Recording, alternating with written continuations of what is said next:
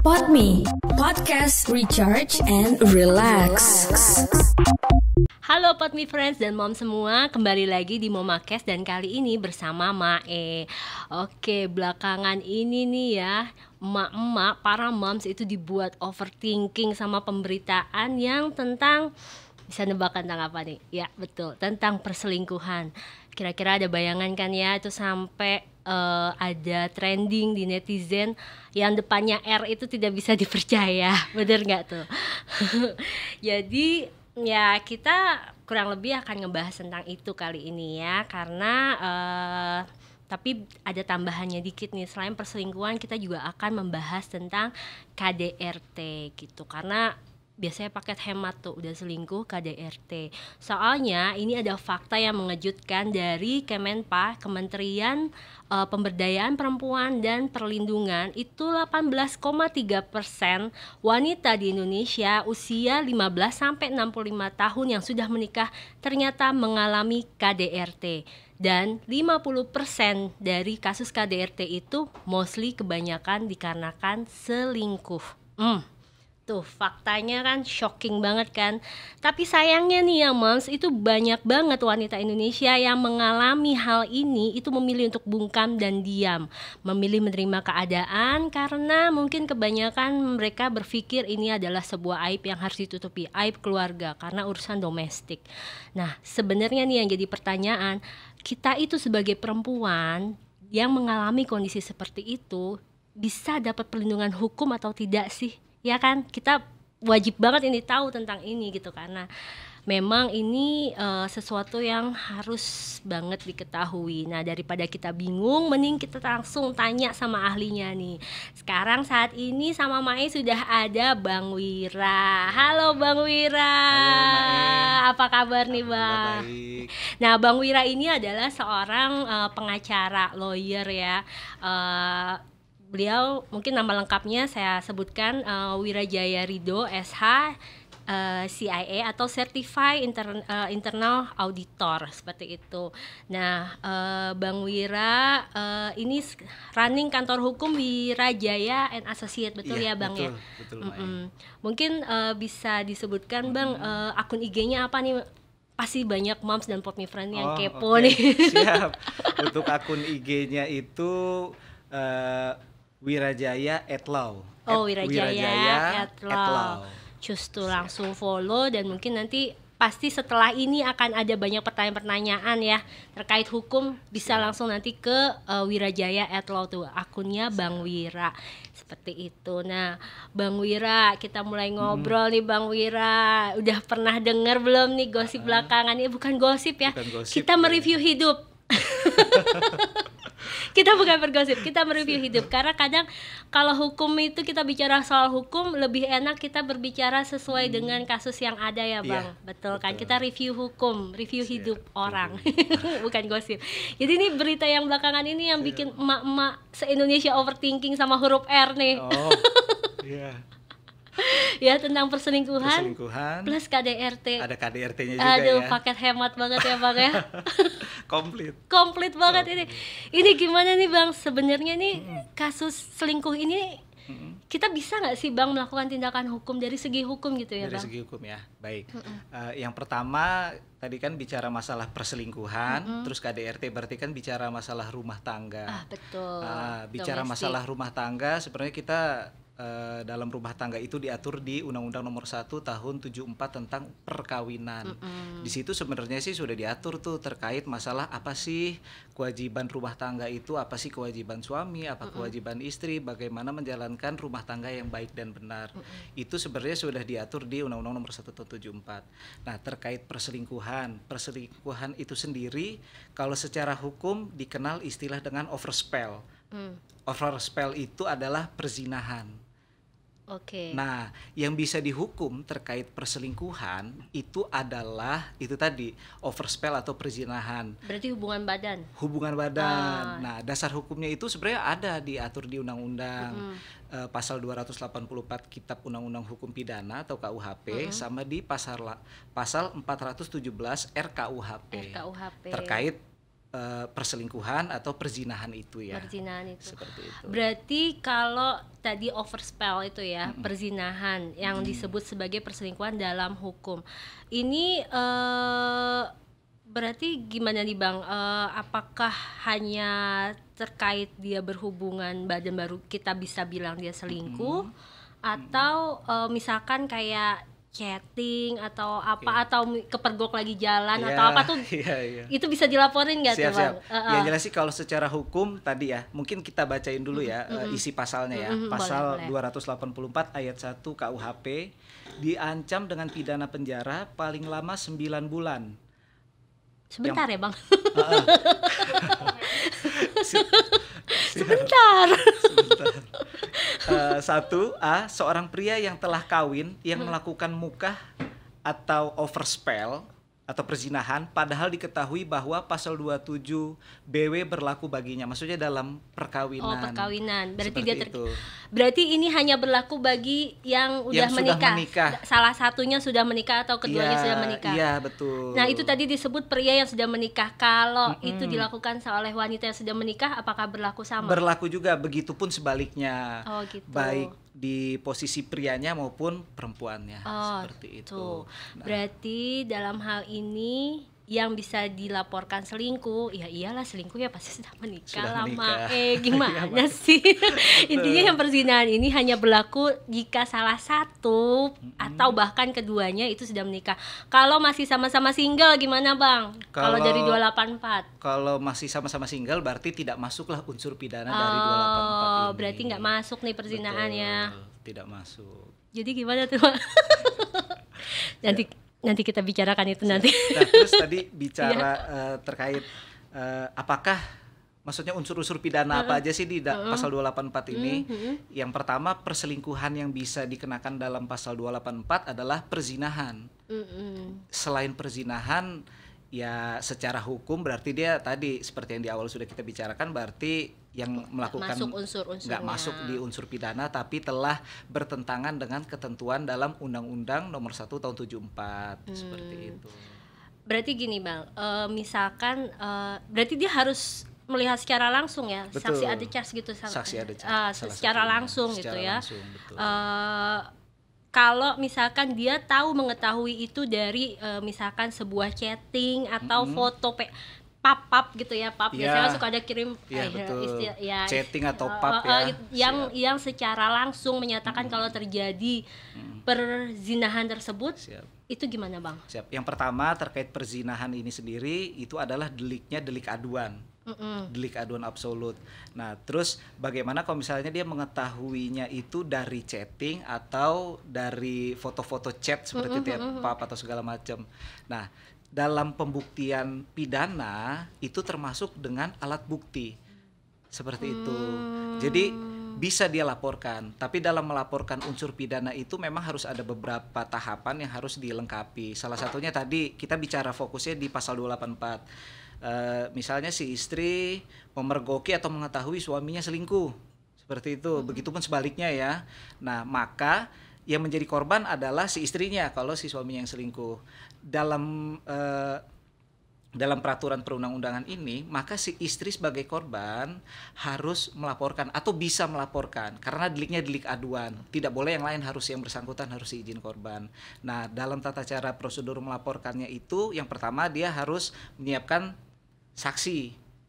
Dan kedua, alat bukti. Alat bukti tadi seperti yang dibicarakan. Tadi ada chat atau gambar-gambar atau video-video. Nah, itu bisa dijadikan alat bukti. Seperti itu. Maka unsur-unsur pidananya sudah terpenuhi. Sepanjang memang alat bukti tersebut mengarahkan telah terjadi perzinahan tersebut. Perzinahan. Kalau cuma chatting-chatting flirting mungkin belum masuk kali ya. Belum memenuhi unsur lah. Memang unsurnya harus terpenuhi dulu. Harus terpenuhi dulu gitu. Itu. Nah, itu setelah misalkan dia melaporkan nih Bang, itu ada tindakan hukum lain nggak sih gitu? Karena kan pasti ini ada efeknya ya kalau ini apakah dia harus bercerai atau gimana atau ada kewajiban untuk ke arah situ nggak?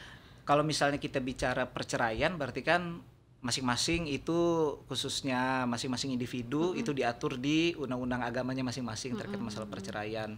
Nah, apakah hasil perselingkuhan akibat perselingkuhan itu ke ranah perceraian? Rata-rata sih itu 99% pasti ke arah sana. Dan jika ingin melaporkan terkait pidana tadi pasal 284, maka memang dianggap perlu.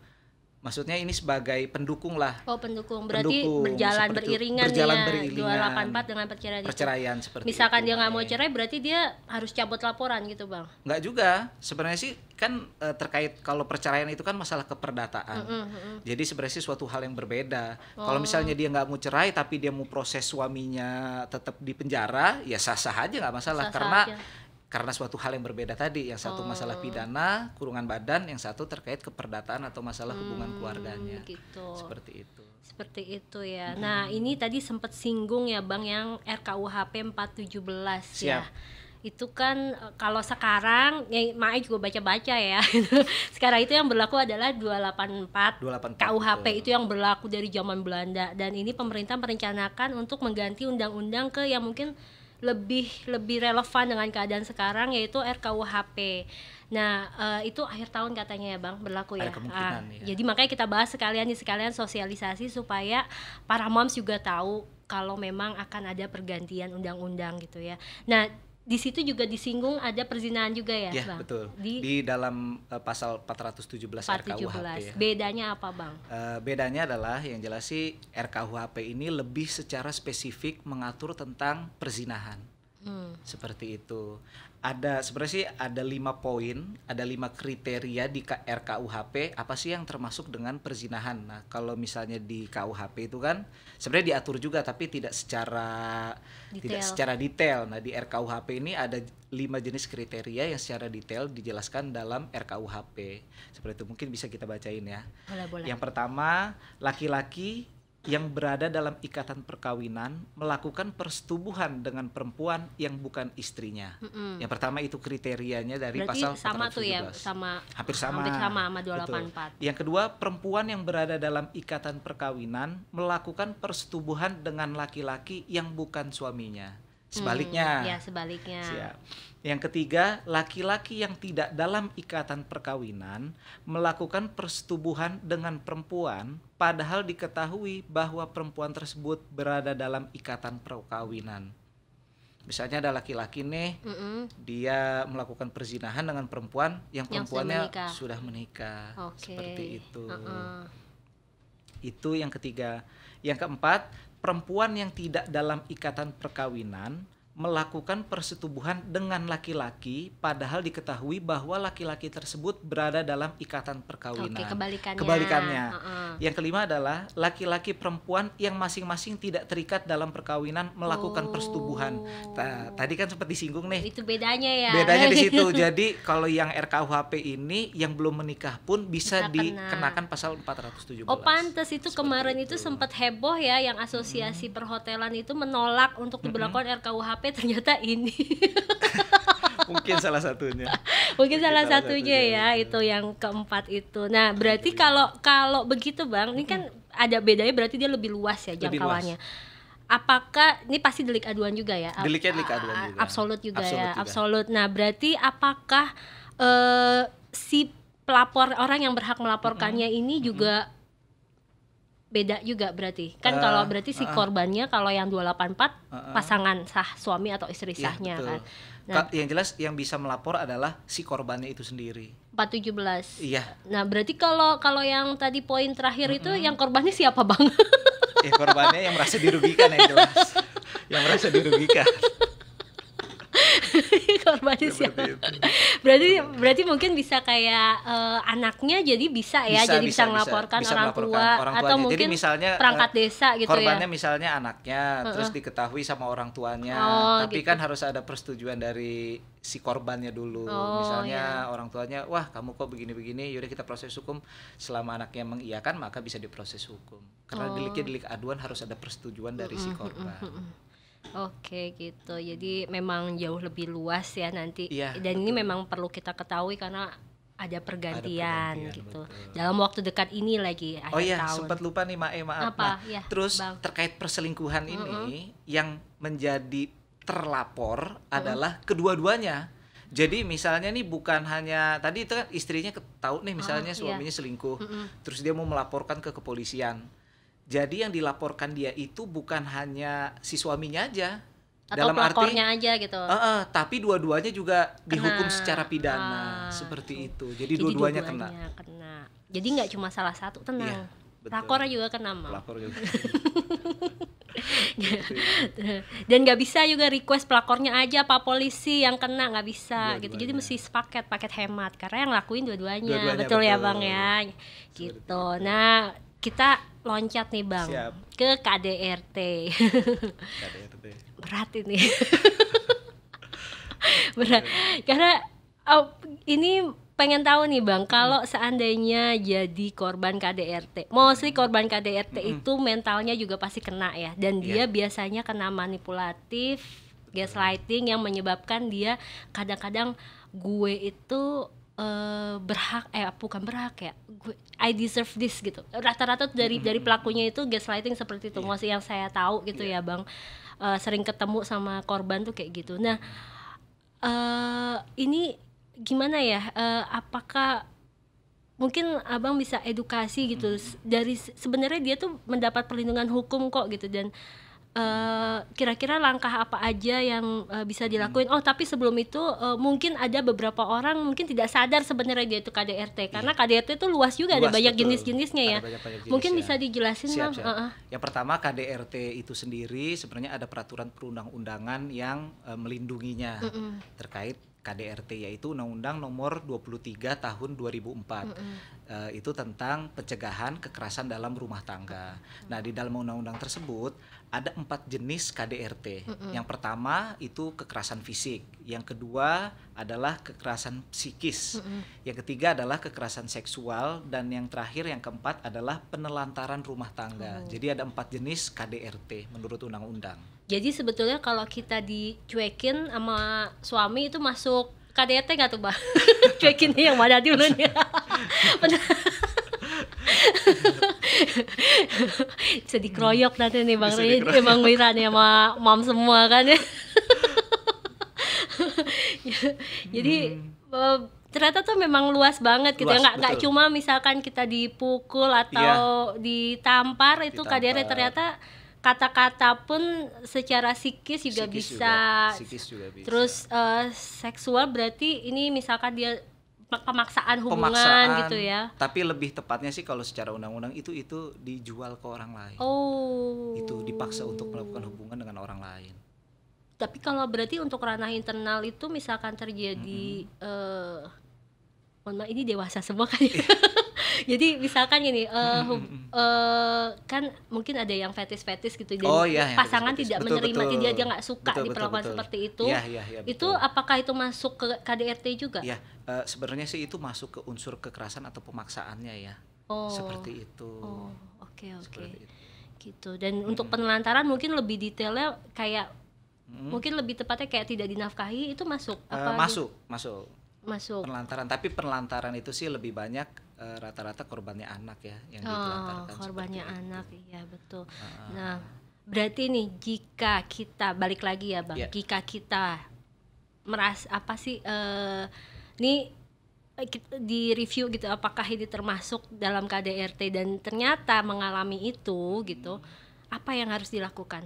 Siap, mungkin biar bisa dijelaskan dulu, KDRT ini adalah ada yang KDRT deliknya delik aduan, ada juga KDRT yang deliknya delik biasa. Seperti prosesnya itu. Berbeda. Prosesnya itu mungkin berbeda. Dijelaskan Bang. Nanti siap.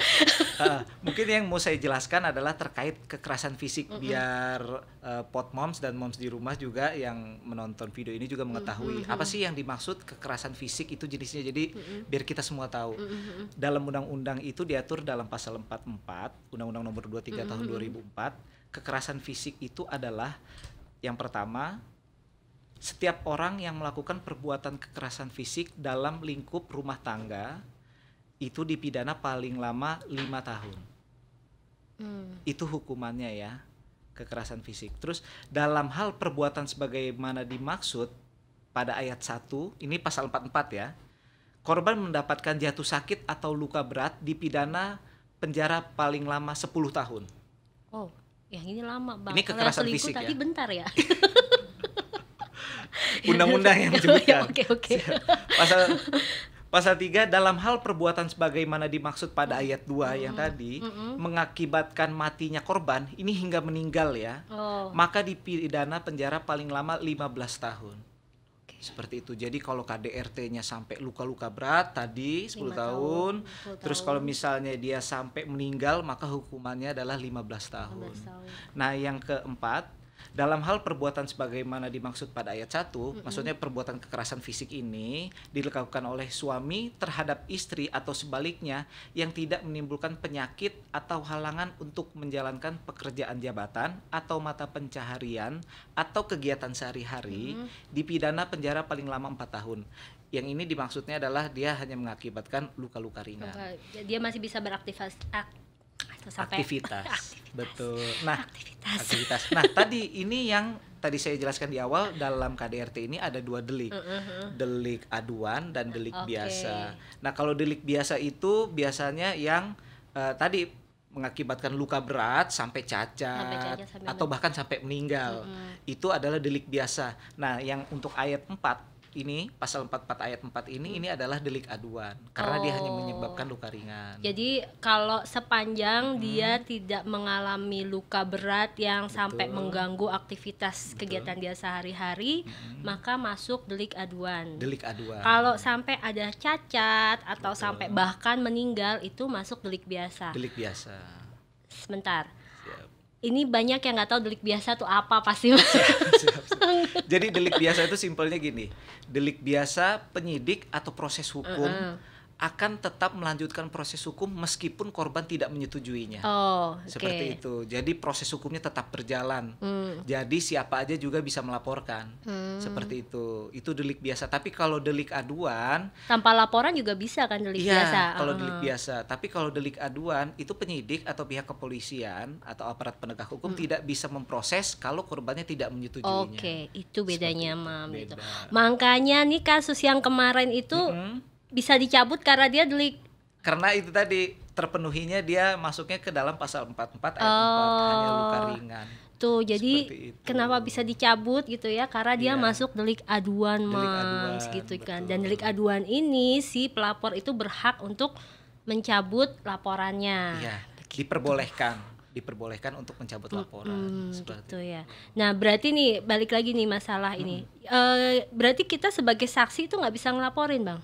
Kalau misalnya tadi bisa aja, selama misalnya masuknya ke dalam unsur delik biasa. Kalau misalnya kita ngelihat ini mengakibatkan korban hingga luka berat, cacat atau bahkan hingga terjadinya pembunuhan ya, tapi itu setiap yang melihat atau mendengar secara langsung bisa membuat laporan.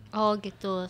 Tapi kalau yang masuk delik biasa berarti memang hanya si korbannya langsung yang harus bisa. Ada persetujuan dari korban. Harus ada persetujuan dari korban.